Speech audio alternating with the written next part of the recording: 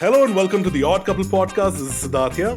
And I'm Dr. Sheesh. Dr. Sheesh, it's been 1 year since we launched the Odd Couple podcast. We've done 36 episodes. We are heard across 72 countries with more than 2 lakh listeners. Did you ever think this would be possible? I definitely didn't. Before we start anything, where's the birthday cake? At least you could have got 1 year anniversary birthday cake with a candle. We should have blown it out. Had like a few friends over. You did nothing. I thought you'd surprise me on this occasion. Why should I surprise you, Dad? It's my complete disappointment over here, I must say. We're all monthly salary people. I don't know. I plan my finances so bad that I don't have money by the 15th. Really? Yeah? That's the problem of having you as a friend.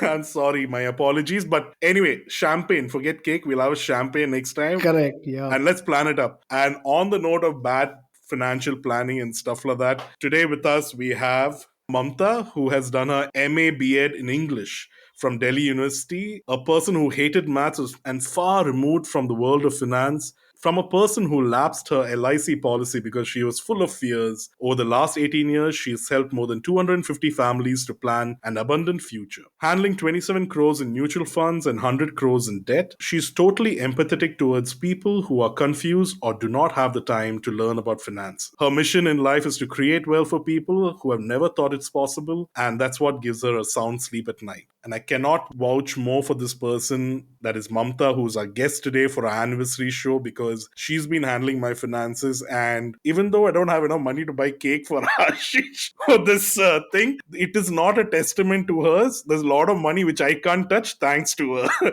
Welcome to the show, Mamta. Thank you. Thank you, Siddharth. Thank you, Ashish. It's my pleasure to be here on your first anniversary. And I promise you the cake and the champagne shall come from me. Oh, Yay! brilliant. Finally. Yay!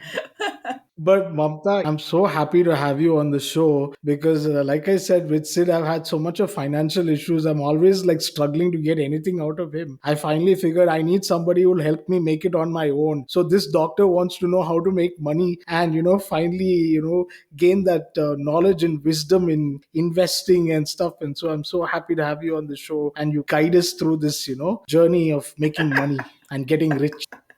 So, Mamta, like, I'm really surprised this really sweet person who hated math, like most of us, has now got into the whole field of wealth management and giving advice. How did that come about? Well, like Siddharth said, I surrendered my first LIC policy, which was my first step towards savings, because I didn't know whether I would be able to pay the premium once I got married. I didn't know where I would be after marriage. So, all those thoughts and a commitment for a long time, it seemed very, very scary. So, I lapsed it.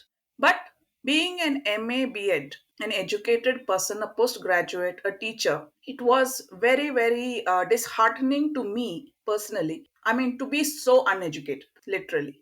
And that was the first step towards actually learning about finance. I didn't do anything about it for another 8, 10 years. I got married, I had my kids, and then somebody came along to my husband's office. He's a CA, and they asked if he would like to take an agency on his wife's name. But I said, I will do it if they give me proper training. Because you see, I wanted to learn. What is this, an agency? Yes, an agency for ICICI Prudential Life Insurance. Oh, okay. So I started out because they would teach me about finance. Okay. Till date, ICICI Prudential has the best trainers in the industry, and I learned a lot about finance from there. And that was the time when the finance industry was opening up. So private companies were coming in. ICICI Prudential was the first one, and people were open to the idea of savings. Till then, it was only LIC and NSCs. So, around which period is this? Like This is around 2003. post the millennium? Yeah.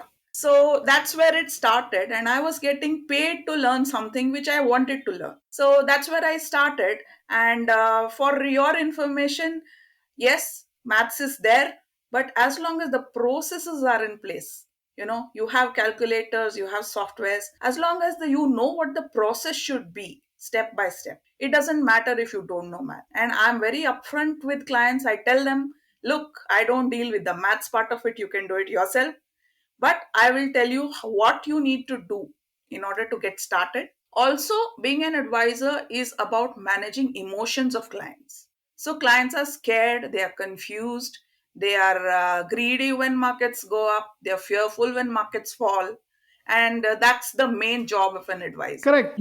Actually, Mamta, if you actually look at it, most of us get a sound education in our engineering or our basic education which we go through, but not many of us are really trained in the matters of money. Our parents don't sit us down and say, you know what, this is a book. You need to know how much money comes in, how much money goes out, how much money you should save. And this is not actually considered really important education for most children, that as they grow up, they don't really learn how to manage money. And until money becomes their master, and then they go through a troubled period, that they finally decide that now is the time I have to learn it. But like how the odd couple is, we are almost 40 now, and now is when we are realizing, oh, we need to start learning how to manage our money a little bit better. But we all hear this, about time.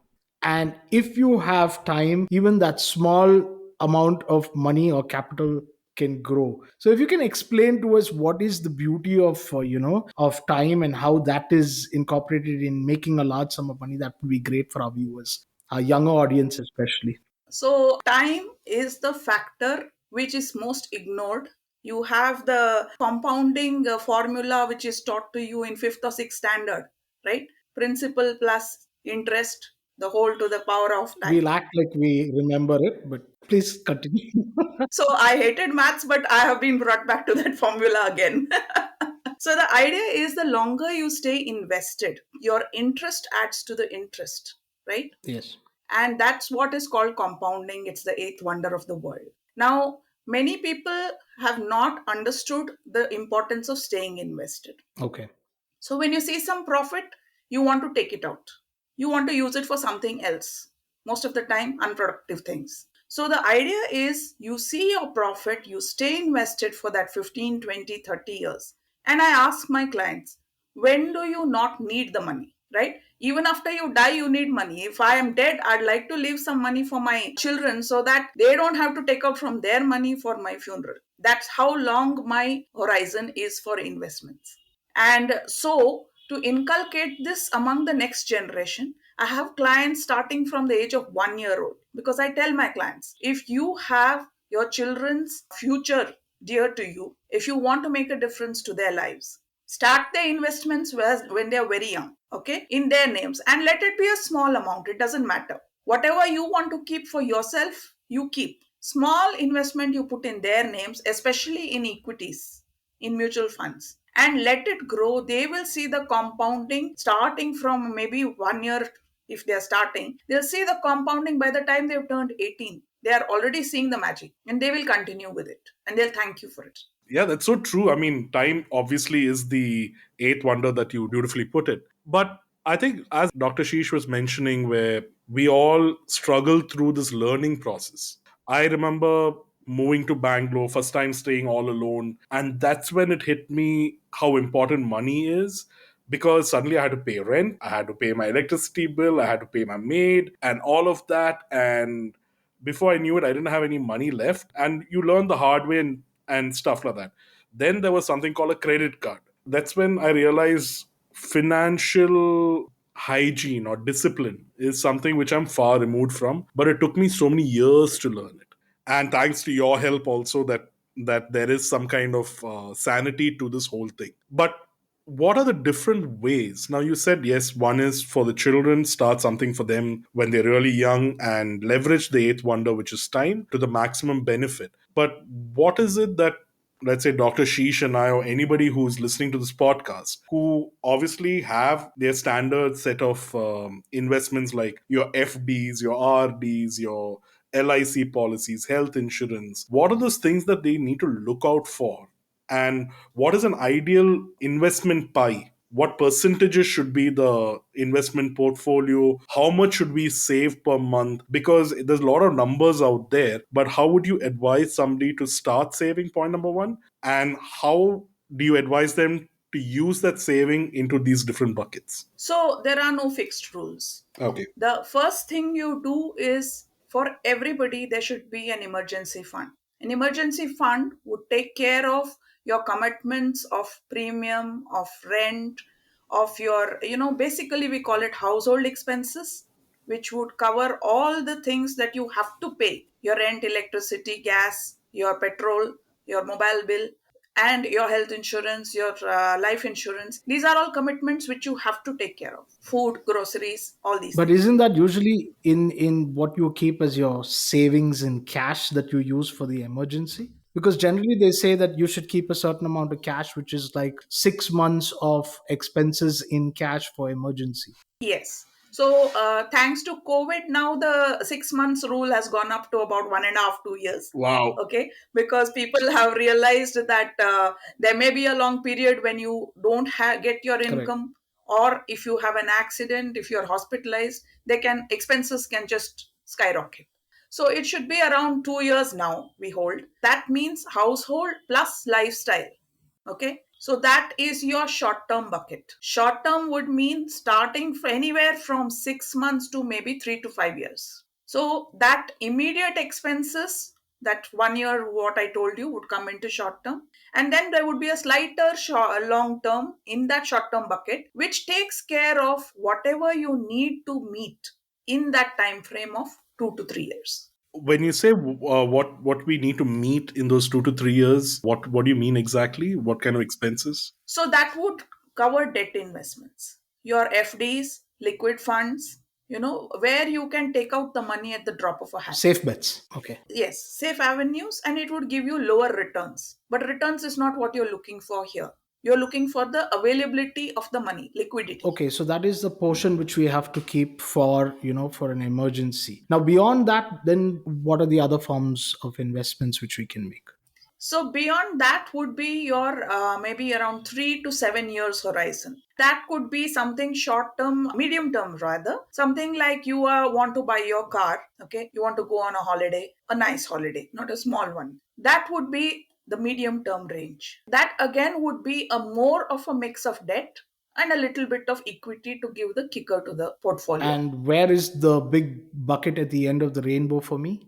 And the big bucket for you is whatever, like your child's education, marriage, your retirement. These are all a little further away down the line. So that would be in equities. Okay, so from my understanding now, I've understood now three positions which I have, which is the early, the middle, and the late retirement corpus which I want. So how much of my salary do I need to allocate to each one of this? It depends on what is your current situation. Okay. So if you have not allocated anything anywhere, Yes, that's how we'll start this conversation. That would be an ideal place to start. Fictitious conversation. That's the perfect place to start. Yes. so yes, I would allocate some major chunk of it to the debt part of it, because I want your portfolio to have that money for the short and medium term. But the SIPs also would start so that you are accumulating towards your long term goals. By SIPs, you means SIPs? SIPs or stocks and shares. Okay. If you're doing it investments directly in shares. So if it's a younger person, obviously I'll start him off on mutual fund long-term investments and keep some amount for the liquid funds. And earlier I would start the younger guys directly on equity, okay, on in mutual funds, long term funds. But what happened was I discovered that everybody has a need for short term cash at every point of age. Whether you're a youngster, a middle aged person, or an elderly person, you always have a requirement for money in the short term. So that's how this bucketing came around. And if I tell a young guy, like Siddharth was when I first met him, and at that point of time, if I told him that, you won't get money for the next 20 years, he would not have invested. But if we had, we'd have that cake right now. That's life. That's You have to have your cake and eat it too. correct. You have to provide for it. It looks like I'm the jackass. I'm the bakra for the day. Yeah, it looks like a complete disappointment for the last 20 years. No, we won't do that to you, Siddharth. So you are quite a nice guy. I've interacted with you for so long, so we won't make you the jackass. No, no, no, Mamta, you're nice. I don't think it's the doctor which is doing the damage. No, but Mamta, when I remember starting off my career, I mean, just when I came out and I got my first job and my first salary, the first thing your dad comes to you and tells you is open that LIC policy and start that PPF fund. That's the very standard, natural way our parents used to work at before. But does that still hold true? I mean, because there's a lot of people who come now and say, you know what, that those things are all out. But then your parents still today will say, whatever you do, you should do this. Do the others, but first do this. So can we have some clarity on that? Yes. So I have met a lot of clients and I have a lot of bones to pick with their dads and moms who force them into FDs, NSCs, and PPF and real estate. Beta kamane lag gaya hai, ghar kharido. Right. What is the intention behind that? The intention is that he should not waste the money. The intention is that there should be some savings. And now a lot of people have realized that if you build up a good portfolio, that's the one that's going to beat inflation. Okay. And it's not just the youngsters, even the parents have realized now. For example, let me, just take the example of Siddharth's mom. She realized that the FDs are not giving her the kind of interest that she was earlier getting. A lot of my clients, they come in and then they start investing for the children, they start investing for the parents, or rather, the parents come into the picture. They also want to move into mutual funds. The idea is that people are not aware of how to go about investing, and the fear is there that it's a satta bazaar, your money will get swindled or lost. So when you have somebody who can handhold you and guide you, then people are ready to invest. And see the results, more Yes, importantly. the results take a little time in coming, but if you stay invested, definitely it will come. I've had investors who come back to me and said that they never expected to see the kind of returns that they got. People check their portfolios when they're feeling low so that they can see the portfolio and then feel happy that something is going right in their lives. This has actually been told to me by my clients. No, no, I do that too. And I'm so happy. I'm like, "Pah," when I just go to the DMAT account, which Mamta has opened, no, and I'll go check that thing. It looks so nice. Lovely. Yes. That is where I think a lot of apprehension of trusting somebody. I think trust is a huge factor when it comes to money. And even in healthcare also, I think Ashish you would agree to it also. To build that trust or to gain somebody's trust takes a long time. And especially when it comes to money, it's a very, very personal thing. You don't want to do or give it to or entrust anybody else with it. And for the longest time, I thought, no, no, no, I will study everything. I will do all the research. And I've lost a lot of money like that. I won't even deny the fact. And I've made money too, but there's a lot of money which I lost, which I shouldn't have. So how do you go about building the trust? Because that's your whole ball game, being a financial advisor. For me, honesty and integrity is very important. Hmm. I don't mind if the client doesn't invest, but I will not tell him something false. Okay. It is only when you are absolutely honest and blunt with people that they trust you. And they trust you with a small amount of money to see how you take it. A person who invested 10,000 rupees in 2003, he now invests crores with me. But that journey has taken a long time simply because he wanted to make sure that I would do a good job. Right. And he has introduced a lot of people to me. He tells them, you can go to her, she will do her best by you, eyes closed. But for me, with every client, it is a new journey, right? And it is a very, very important thing that you are handling people's money. Fiduciary responsibility is very high.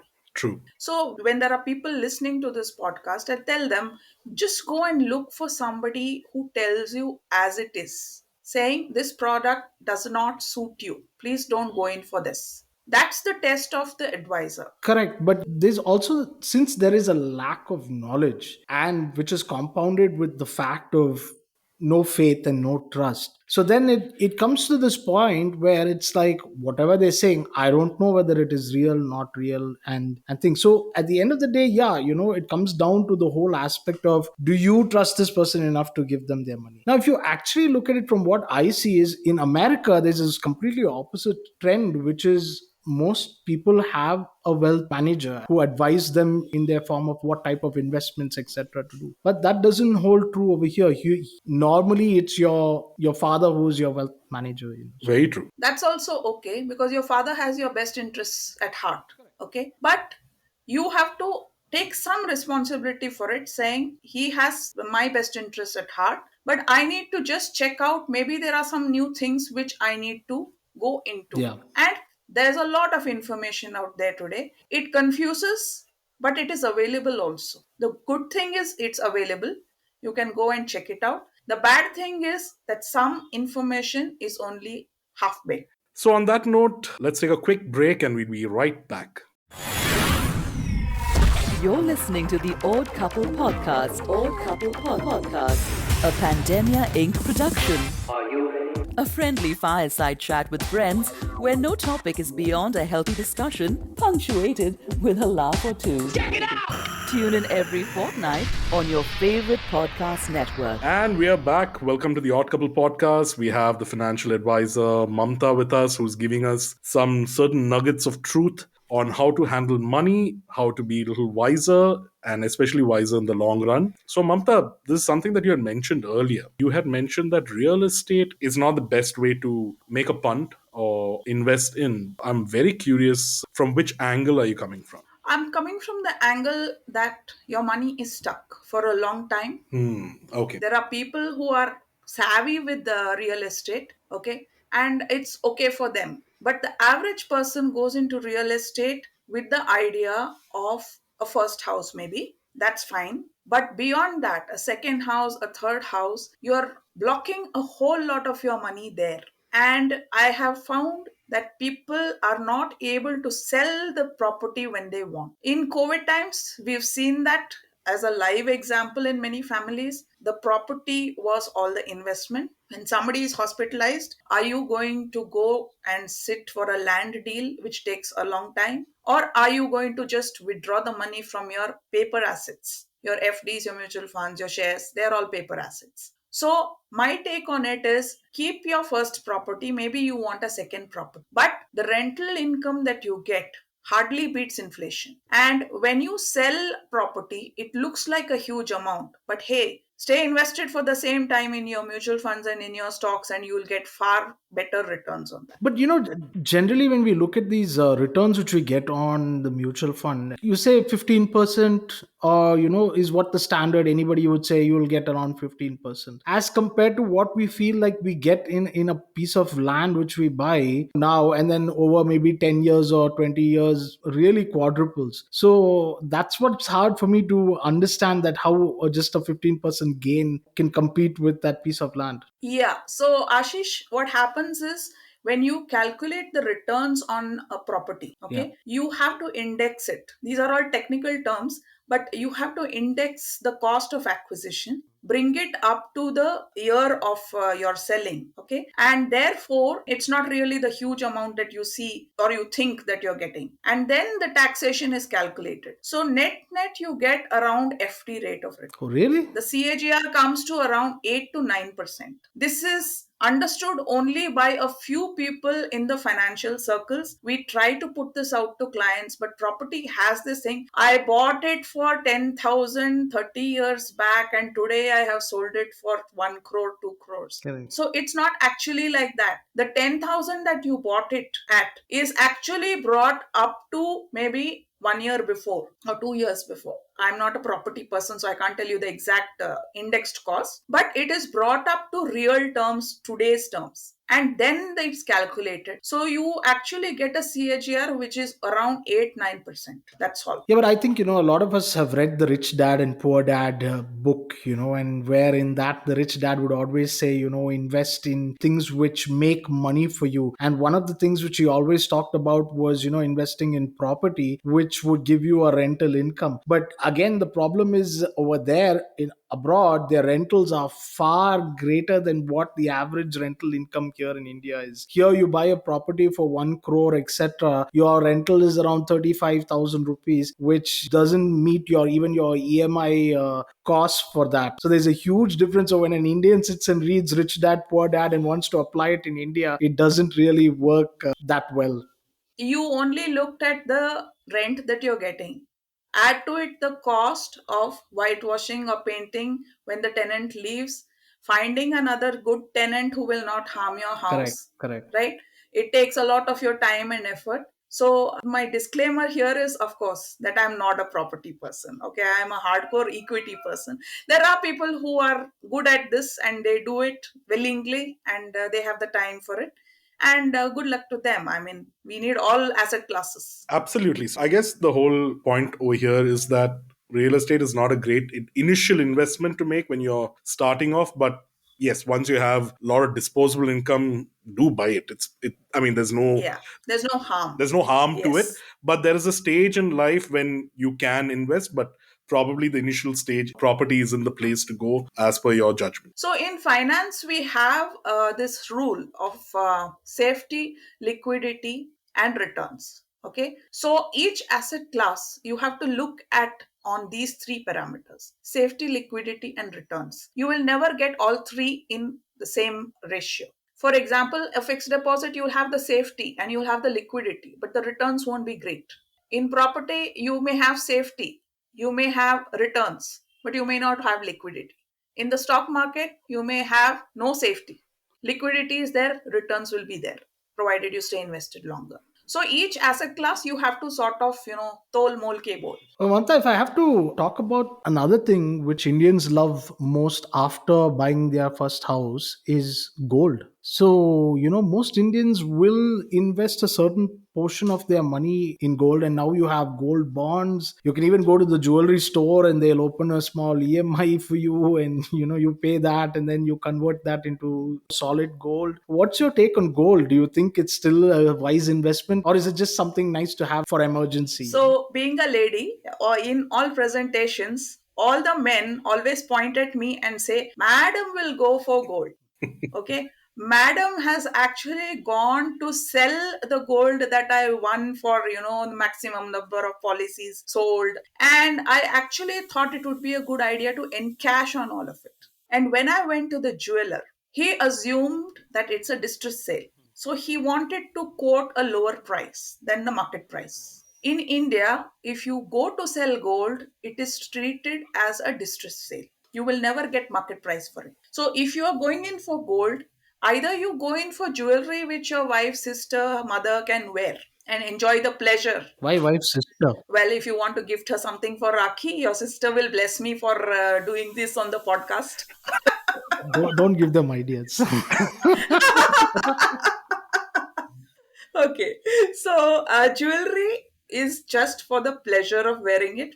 Nowadays nobody even wears heavy jewelry or jewelry per se, because there's a lot of options available in artificial jewelry. So I'm a person who doesn't believe in gold except as an asset class which will hedge your equities. Gold is always inverse to equities. When there's a global crisis or when there's huge volatility in the equities market, that's when gold prices go up. True. And when equity is doing well, gold will go down. We've seen this over a long period of time. And gold returns again are debt returns. They will give you maybe 6 to 8%. So for me, gold is more of a hedge than actual So investment. this trend which arises like now when the gold prices have gone up because of the economy which is a little bit stagnant, and everybody running and rushing towards to buy gold is not really the smart decision, because it's only going to give you a 6% return, and once the equity market starts doing much better, the prices of gold is going to actually come down, and then you're going to be left with either what you actually invested or actually making a little less than what you actually put inside. So we find that a lot of people give us this advice, but it's contrary to our beliefs which we have been reared with, which is gold is a great investment, gold is a great investment. Yeah. So if you check our Devi Devtas, all our gods and goddesses, they're all adorned with gold, right? Right. So that's where it comes from. But that's not true of our 2021, 2022 anymore, because nobody wears that kind of gold. And gold is an unproductive asset in the sense that if you buy gold coins, for example, it's just lying there. If you invest in equities, you are investing in companies which want to make profit. Yeah. You are actually contributing to nation building. So when I invest in mutual funds, I know that the companies that I'm investing in, okay, they want to make a better, what do you say, profit line. So I joke that I have the Tatas, the Ambanis, the Adanis, everybody is working hard so that I grow rich. Because my portfolio manager, my mutual fund manager is investing in those stocks. And I'm doing nothing. I'm just giving my money to the mutual fund company. But the portfolio manager, the fund manager, is working on which companies to invest in. And those companies are working hard to improve their margins. But Right. there's also a certain amount of fear. Now, let me give you an example what happened to me per se. I went in and I invested in, the Lakshmi Vilas Bank, and at a time when it was doing really well. And everybody said it's a great bank and they're doing really well. And I put a certain amount of money in them. And then all of a sudden, they died and it was taken over by another bank, and the shareholders were left without anything, so the value of my share is zero, and that happens too. And I'm young still, I could take that loss, it's fine with me. But there are people who have put their life earnings into these type of shares, and when you say we have to sit it out for such a long period, there's a level of uncertainty in, what if everything is dissolved and I'm left with nothing.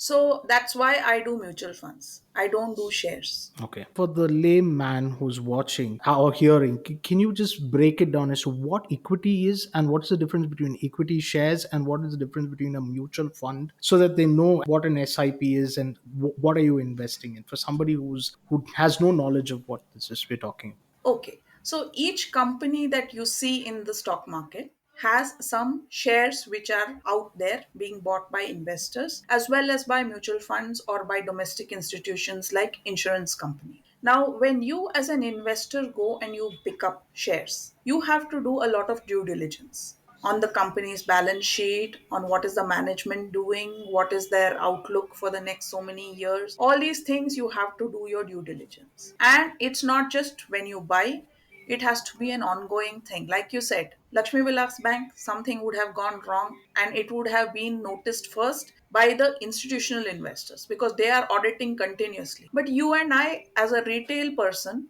we do not know what's happening inside. So I should have known enough to know when to sell it. For me, in that was my lesson, which was like I didn't know enough to say sell it now and come out of it. So that's what I talked about in the beginning, fear and greed. Correct. Those are the two emotions which are very predominant in finance world. And that's why you need somebody who will tell you, okay, this is where you stop. This is where you get out. Correct. This is where you should invest. For me also, as a financial advisor also, it's very hard for me to track companies in direct stocks and shares. It takes a lot of time, it takes a lot of effort, it takes a lot of due diligence. That is why I'm not in stocks per se, I'm in mutual funds. In mutual funds, the advantage is you have a person who is a fund manager and a team of analysts who will do that job. As an advisor, it is my job to identify the good scheme for my client Okay. according to my client's horizon. If you tell me you stay invested for 10 years, I have certain schemes that I will recommend. If you say no, I want to stay invested only for 5 years, I'll choose different schemes. So I will choose the schemes based on your horizon, but the fund manager creates a portfolio for that scheme, and that's how I choose this. And to break the myth about SIP is nothing but your RD. Okay, in an RD, you put an X amount, fixed amount into your RD for a fixed time period. You're accumulating money so that you can use it at the end of that period. SIP is the same thing, but it's done in mutual funds. So you invest a fixed amount every month in a certain scheme and you accumulate a corpus there for use in future. Okay, I have another question which is a little away from investment, but it is linked to it. What is your take on loans? Because we all take loans and people give us loans at the drop of a hat, whether it's to buy a car, 100% finance, on road finance for 7 years at some 4%, 5% rates, or home loans also. I think majority people are buying property because they're getting loans. It's not that they have liquid cash lying around which they are investing and they are spending over 20 years. What is your take on that? I mean, how much loan exposure should one have in order to be secure? Is there a math to it, or? Okay, I'll tell you off the cuff. Yeah. Okay. So a loan should be taken only when you are creating an asset. Okay. If that asset, I won't say asset, I'd say, something which you want to get, because the value of that so called asset would depreciate over time. So the property value depreciates, the flat value depreciates, your car value depreciates. But if you do not have the lump sum required to buy that just off the shelf, that's when you go for a loan. The most expensive loans, personal loans and credit card loans. So if you take these two, be aware that the interest is very, very high on these. You do not want to get into that trap. And I advise my clients to finish off the loans ASAP. So I'm working on, how to reduce the EMI by paying off the principal faster and then converting that EMI into SIP. That's the financial discipline. But loans per se, beware. Read the fine print. And today's economy, I'm very sorry to say this, but we have become predators. Earlier, our parents would save their money, finish their commitments of children's marriage, education, everything, and at 60, they would buy their house. Graha Pravesh would be held at 60. Very true. Today, a guy who's just got a job goes for a home loan, irrespective of whether he's going to be in that job, in that city, he doesn't know. But he buys a house and then bangs his head. Somehow I get this feeling like she's talking about me, like get this. No. No, now you have become the jackass, Ashish. Yeah, really, seriously. By the end of it, I feel like, what am I doing? I need to call this woman and talk to her because I have everything upside down in my life, so Well, the good news is you've survived so far, right? I believe that India is placed very beautifully on some kind of latitude and longitude where, however many mistakes we make, God forgives us and says, all right, that you can go forward from here. That's the beauty of life. Whatever you may have done in the past, right? There is always a new beginning from now. correct. That's So true. I tell my clients, doesn't matter what you have done in the past. So what you do from now is what matters. And so for me, there are no judgments on what you have done in the past. I have also made my mistakes, right? I started lapsing a policy. So I can understand the insecurity, the fear, the mistakes that have been made. For me, it's just a question of how do you change it from now? That's more empowering. So, on a final note, I mean, you've given me a lot of clarity on things which I've been doing wrong all this while, but I'm hoping some things which I'm doing now might be correct. What is your take on cryptocurrency? Do you think I should invest anything in that, or that also is a mistake in my life? Have you invested? A little bit. So, my take on crypto, personally, I have not done any research on it, but I have clients who have invested. That's the advantage of having clients in the tech sector. They are very comfortable with it. Okay. I would like to think that cryptocurrency might be legalized and it might come into the domain of, a daily usage because it solves a lot of problems. Currently, there's a lot of debate in the financial advisors community, in the government circles itself, because it's like a knife, right? You can either use it to cut vegetables and fruits or you can use it to murder somebody. So currently, it's more on debate. Yes, if it's a younger client and they have the risk taking ability, why not? Dabble in it a little bit, but be aware. Are we considered young? Yes, you are. My God.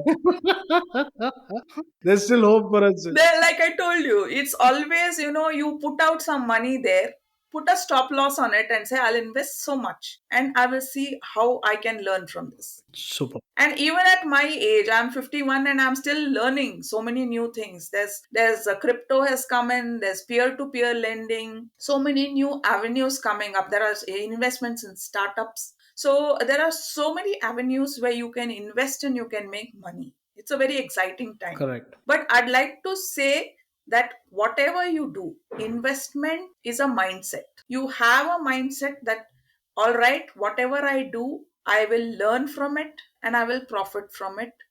That mindset brings you more money and more opportunities. If you say, I never make money in stocks, I never make money in mutual funds, everybody is out to cheat me, I've always had losses wherever I've invested, it creates that reality, it creates that loop, and that continues. I think another outlook is the very common statement, which is you need money to make money, and nobody Mm. considers the fact that you need to build that capital, and starting earlier on in your life and putting a little chunk away allows you to build that capital, which then allows you to make money off that money. So let me tell you something very interesting. The minimum amount you need to start investing with is just 100 rupees. But to take that step, it takes many people a long time. So if you just make up your mind that I am going to first, from my income, invest and then spend, that makes you rich. If you say, from my income, I am going to spend, and whatever is left, I'm going to save or invest, Yeah. that doesn't make you rich. I think on that note, before we feel worse about ourselves, I hope you're the next female Warren Buffett, and you make us a lot of money. And I don't need to do this podcast with Sid anymore. And hello, not that we are making any money here either. yeah, that's true. That's true. Really, we can't pay for cake and champagne. That's sad. I can't do that to you on your first anniversary at any rate. No, but what will happen is Mamta will help us. By the second anniversary, we'll have champagne and cake for sure. Done, done, done. It's a deal. Perfect. So, on that positive note, Mamta, thank you so much. You opened our eyes to a lot of assumptions and misinterpretations or misinformation which is out there about how to invest, how to save, do we take a loan or not, real estate or not, and everything which kind of everybody's a little scared about or didn't know too much about. Thank you so much for throwing light on these topics for us. And to all our listeners, what has been said today is purely from experience. It's not financial advice, but if you need to know what needs to be tailor made for you, I'll leave Mamta's contact details in the show notes and you can reach out to her or reach out to any other financial advisor that you trust. You do not need to do all the researchers. There are experts out there to help you out. And as Mamta said, no, find somebody who you can trust.